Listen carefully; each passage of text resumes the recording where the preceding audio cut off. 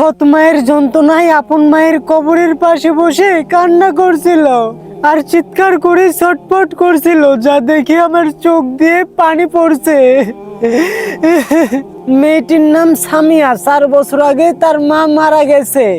তারপরে সামিরার বাবা আরো একটি বিয়ে করে। ঘরে সৎ মা নানা ধরনের নির্যাতন করে তার উপরে। সৎ মা তাকে 2 দিন ঘরে বন্ধ করে রেখে মারধর করে এবং প্রায় এরকম চলতে থাকে। ভাতের জন্য মেয়েটিকে কষ্ট দেওয়া হয়, খেতে চাইলেও দোষ। মেয়ের বাবা সৌদি আরবে থাকে। বাবা এসব জানা সত্ত্বেও কিচ্ছু বলে না। সৎ মায়ের জ্বালা যন্ত্রণা নির্যাতনের কারণে নিজের মায়ের কবরের পাশে গিয়ে চিৎকার করে ছটফট করে কান্না করছে আর বলছে, মা তুমি তো চলে গেছো, আমাকে নিয়ে যেতে পারোনি? কেন আমাকে রেখে গেছো? আমাকে এত যন্ত্রণা এত কষ্ট সহ্য করতে হয়। দুনিয়াতে যেন কোনো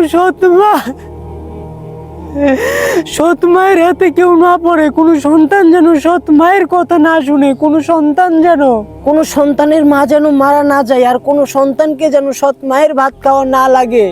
আমাকে কিসের জন্য একা করে গিয়েছো? আমাকে নিয়ে যাও গো আম্মু গো, তুমি এসে আমাকে নিয়ে যাও। দিয়ার এই চিৎকার শুনে আমি নিস্তব্ধ, যেন আল্লাহর আরশ পর্যন্ত কেঁপে যাবে।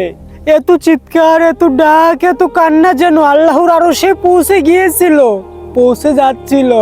ওর মা হয়তো কবরে শুয়ে থেকেও মেয়েটির কান্না শুনতে পাচ্ছিল, অথচ তার সৎ মা তার কান্না, তার চিৎকার, তার হাহাকার শুনতে পায় না।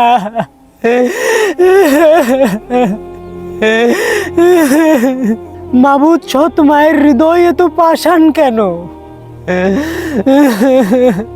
সৎ মায়ের হৃদয়টা কি একটুও গলে না? এত চিৎকার, এত হাহাকার, এত আর্তনাদ করার পরেও কোনো সন্তানকে যেন সৎ মায়ের হাতের ভাত খেতে না হয়।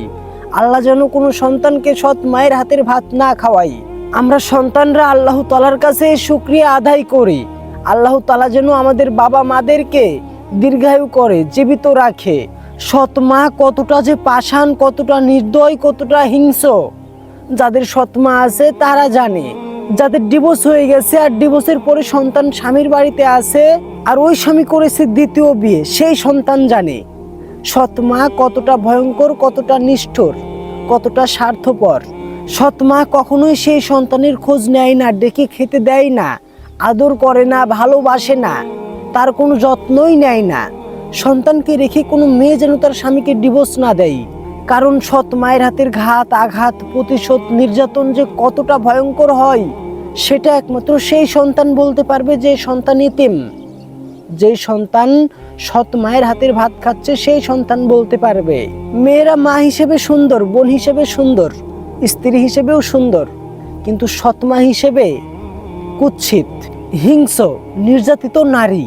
আল্লাহ তাআলা যেন কোনো সন্তানকেই সৎ মায়ের হাতের ভাত না খাওয়াই। আল্লাহ তাআলা যেন আমাদের মা বাবাকে দীর্ঘায়ু করে, জীবিত রাখে। তার জন্য আমরা সকলেই আল্লাহ তাআলার কাছে দোয়া করি। আমরা সকলেই বলি আমিন।